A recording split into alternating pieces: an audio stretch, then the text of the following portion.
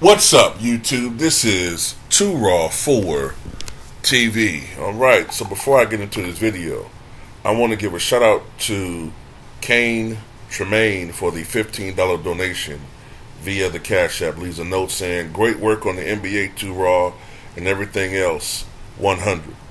Much respect to you for showing love, man. I'm glad that you appreciate the content, and I try to be real on things I talk about, and I try to be honest. I know everybody not going to agree with everything I say, but you're never going to agree with everything, and that's when you know when someone really fucks with you, man. Because some people be like, "Oh man, I don't fuck with you no more because you feel this type of way." Well, we're never going to agree with every damn thing. Might not agree with a lot, but I respect your opinion. As long as you respect my opinion, that's how it is. But some people on here, if you don't agree with certain things that they agree with, they don't fuck with you, or they think you this, that, and the other, and sneak this you and all that. I mean, I ain't got time for that.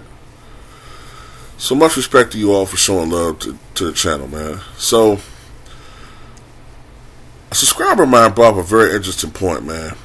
And that is that if you look at the championship runs of some of the all-time greats recently, especially Jokic now, re-emphasizes the point.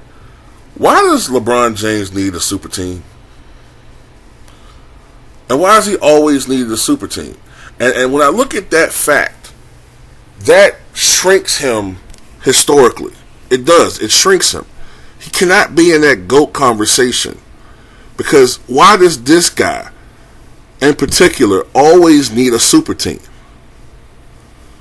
Why is it that when the field is even, he tends to lose? It's only when he has the deck stacked in his favor, like a Kevin Durant, that he wins. Which doesn't make sense, because I thought that this guy is the ultimate winner. He makes everybody around him better. But if he does, then why does he always need one of the best players in the NBA by his side?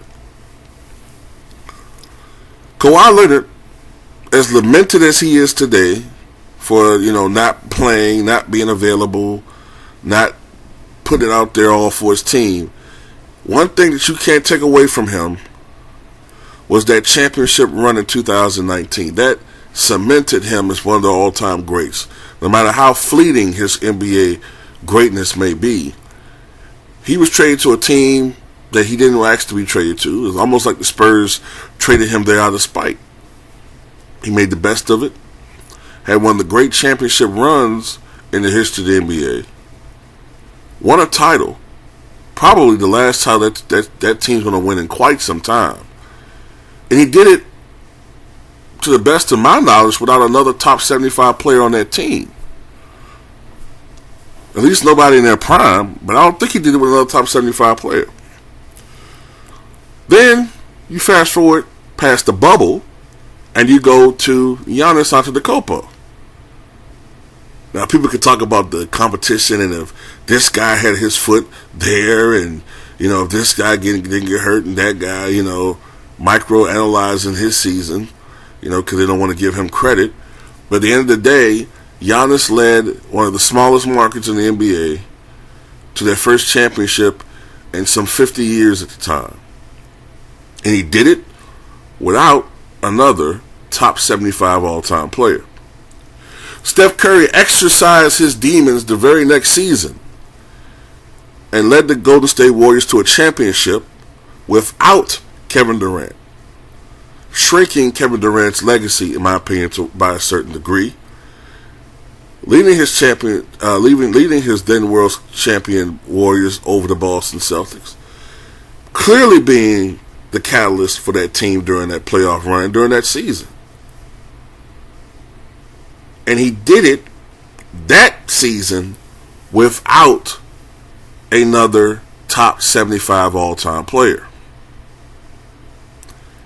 And here we have Nikola Jokic, having led the Denver Nuggets. Now, I will say that Jamal Murray is definitely an all-star player, but Jokic leads the Denver Nuggets to a championship, and I believe he is now a top 10 all-time center. or damn near it, if he's not in your book. But he led the Denver Nuggets to a championship without another top 75 all-time player. So I say this, once again, why does LeBron James need another all-time great player? And I'm not talking about this version of LeBron James. I know some people are like, oh, but he's 38 years old. I'm talking about even when he was in his goddamn prime. He always needed a super team. Why was Nikola Jokic able to do what LeBron James could never do in Cleveland his first run? Why was Allen Iverson on one of the worst NBA Finals teams outside of him able to lead his team to the NBA Finals when he had no offensive help, really? Aaron McKee, he had a great defensive team, but offensively, those guys could not score much. Aaron McKee was probably their best scorer. And on his best year, Aaron McKee could give you maybe 14 points a game. Maybe. And if he was forced to shoot threes in this era, his field goal percentage would have been shitty. So once again, I ask you, why does that guy from Akron need such a super team for his whole career? I think we need to start reassessing a lot of stuff, man. Because Draymond Green said that LeBron's been the best player in the NBA since 2005, even though we know that's bullshit. But let's just go with that. Since 2005, 2006, right? So on his watch, as the best player in the NBA, that means that Dwayne Wade, Shaquille O'Neal, Tim Duncan, Manu Ginobili, Tony Parker, Kevin Garnett, Paul Pierce, Ray Allen, who else? Then Kobe and Gasol, then Kobe and Gasol again, and then Dirk beat that ass, made him play one of the worst finals performances ever. And then they beat a young ass a Thunder team. They barely squeaked by a Spurs team. You got Ray Allen to thank for that. Then they lose by the largest margin in NBA history to the Spurs. Then they lose to the Warriors. Then, so they benefit off of suspension and injury to beat the Warriors. They lose to the Warriors, even though they were a super team. Lose by the largest margin in NBA history.